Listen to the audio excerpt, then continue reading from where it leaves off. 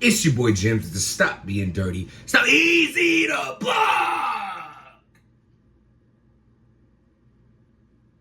Oh my God. You know, my last blog, if you haven't checked it out, I was talking about how TBL is fumbling this card. No promo, no face-offs. It is Tuesday. The card is Saturday.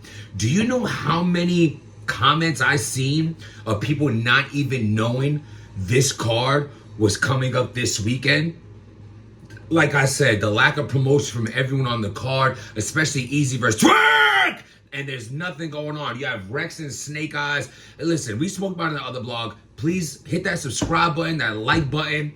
Go check out that blog I did about it. Let me know what you think. But I said that to say this. Eazy, I did say you needed some promo. This is not what I meant, my man. This is not what I meant. Nah, man, what they say, like, whether, you know, as long as they're talking about you, it's a good thing. You know what I'm saying? Especially you have a battle coming up. It is what it is. It's like, it's crazy sometimes when I think about eazy, because it's like he can't catch a break, right? It's like he's not allowed to make no mistakes anymore. It's like they're really on him. And I say that because I have a different viewpoint on this topic. As you see, like, listen, me and my boy was talking about this earlier. When it comes down to blogging, and this could be the hip-hop industry, battle rap, the movie blogs, you know what I'm saying? I be watching the dude who breaks down all the Avengers movies, Easter eggs and shit. Like, everybody blogs about the same shit. It's all about your approach, your opinion. That's why a supporter, the fans, they're gonna come to your channel, my channel, his channel, their channel, because it's your viewpoint of the person that they've learned to become a fan of, and they know the opinion you might go with, might not go with, and it just intrigues.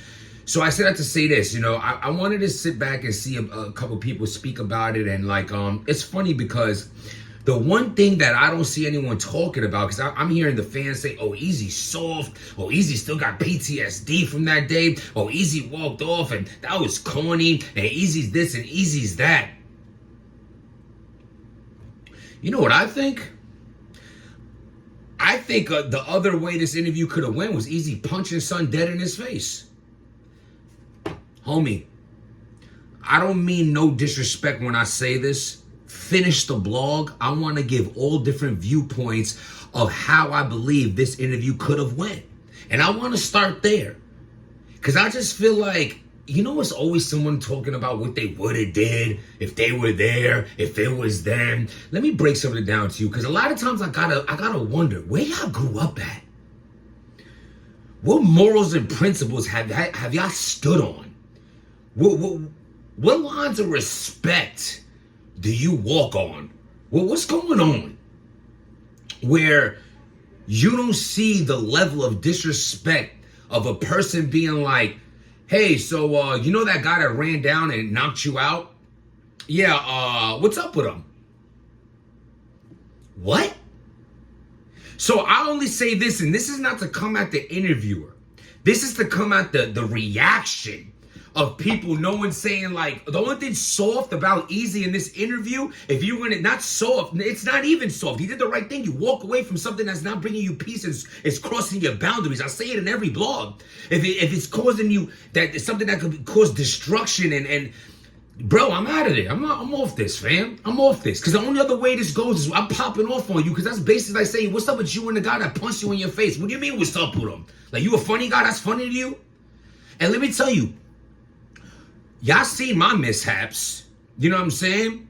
I'm more so talking about like how you know, someone runs down on me, puts me on the ground, runs away. It's all a higher job, a whole blueprinted scheme of everything. And you know, instead of people being like, well, I'm supposed to wake up half knocked out and fly over to wherever homie ran to, or I'm not even coherent in the situation. Instead of being like, yo, why didn't son do it himself, and the setup and paying people and all this extra shit, I'm pussy for getting knocked out by someone that I didn't see hit me. What are y'all talking about? Like, I'm just using my own situation of being like, but it's not the logic of that. It's the logic of Nobody has ever came up to me and mentioned that and said what I should have did, how I didn't handle it right. It's always love. It's always, and I'm speaking passionately, but hear what I'm saying. It's always been love. It's always been, yo, that was the corniest, pussiest shit I ever seen. Same goes for what happened on stage. Ain't nobody respecting that. Ain't nobody, especially because I got my shit off on stage. Like, yo, bro, in a situation where you should have got knocked out, not knowing you were going to get swung on in a bad rap situation, you still get your shit off and fighting through the crowds. And I did me. There's nothing soft about that. Again, what I'm saying is, it's not like a person coming up to me being like, yo, so how you feel about when Goods punch you in your... What? I'm just saying that I never hear things like that. But if I did, this is what I'm saying. How disrespectful could it get? Or, yo, you should have did this and what? So, matter of fact, you right. Let me do it to you. Type shit. This is in the sense of if it's just the reality of the way this could have went. I'm not trying to come at homie. Actually, I'm upset that I don't know his channel, so I could get him some promotion on this, you know, for the fact that I am talking about him and I'm talking about his interview. He's hit me up multiple times to do an interview with me, actually. You know what I'm saying? I spoke to him not so long ago. Jesus Christ. Let me stop right here. We're already 6 minutes in. Anyone who don't know what the fuck I'm talking about, Eazy the Block Captain did an interview, and towards the end of the interview, the interviewer says, hey, I got one more question for you. What's up with you and Pat? Eazy said, yo, you see what I'm talking about? Interview over, and walks off. And the dude's face, like, I thought it almost looked like a setup.